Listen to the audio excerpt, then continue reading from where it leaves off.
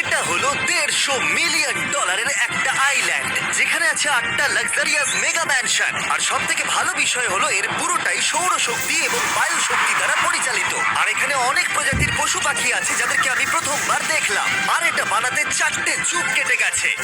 এই আইল্যান্ডটা অবশ্যই তোমাদের মন কেড়ে নেবে। প্রাইভেট আইল্যান্ড মানে এইরকমই একটা আইল্যান্ড হওয়া উচিত। এটা ভালো, কারণ এটা একটা প্রাইভেট আইল্যান্ড। হ্যাঁ, ঠিক বলেছো।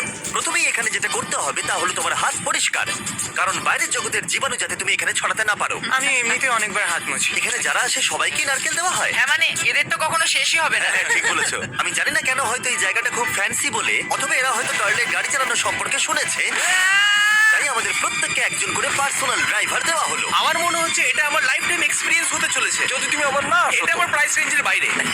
যদিও এই আইল্যান্ডটার মূল্য হলো $150 মিলিয়ন, তবুও এই আইল্যান্ডটা তুমি ভাড়াও নিতে পারো, তাও আবার খুবই সস্তায়, মাত্র $1,40,000 পার ডে। আমি বুঝতেই পারলাম না কখন একটা পাহাড়ে উঠে পড়লাম। আচ্ছা, আমি শুনেছিলাম এটাই পৃথিবীর সব থেকে লাক্সারিয়াস আইল্যান্ড। হ্যাঁ ঠিক, ভিউটা কিন্তু দারুণ। বাড়িটা আপনাদের দারুণ লাগবে। কিন্তু আমরা এই বাড়িটাকে এক্সপ্লোর করার আগে আমার বোকা বন্ধুদের নজর পড়লো একটা কচ্ছপের উপরে। এটা কি একটা কচ্ছপ? এটা খেয়ে নাও।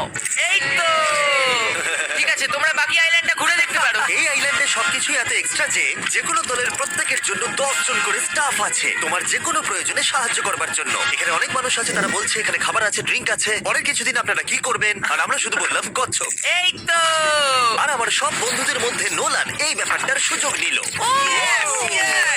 খুব ভালো। তোমরা সবাই এখানে কি করছো?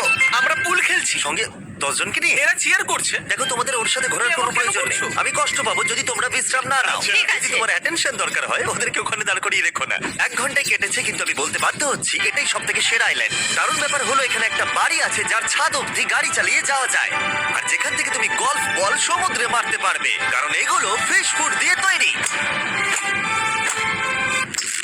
ও, তোমাকে এটা আরো দূরে মারতে হবে যাতে কেউ আঘাত না পায়। ওখানে কত ফ্লেমিঙ্গোস! এখানে এত আছে যে আমি গুনতেও পারছি না। আরে আকাশেও ফ্লেমিঙ্গো! এটা সব জায়গায় দেখতে পাচ্ছি। ওরা আমাদের ভালোবাসবে না যদি আমরা ওদেরকে খেতে না দিই। এসো, খেয়ে নাও সবাই। কিন্তু ফ্লেমিঙ্গোই শুধুমাত্র এই আইল্যান্ডের একমাত্র প্রাণী নয়। ওই দেখো, গলাটা এটা তো কি? ডাইনোসর। ও কি সুন্দর দেখতে। এবং বিশ্বাস করা খুবই কঠিন যে এই টার্টেলগুলো প্রায় 200 বছর ধরে বেঁচে আছে।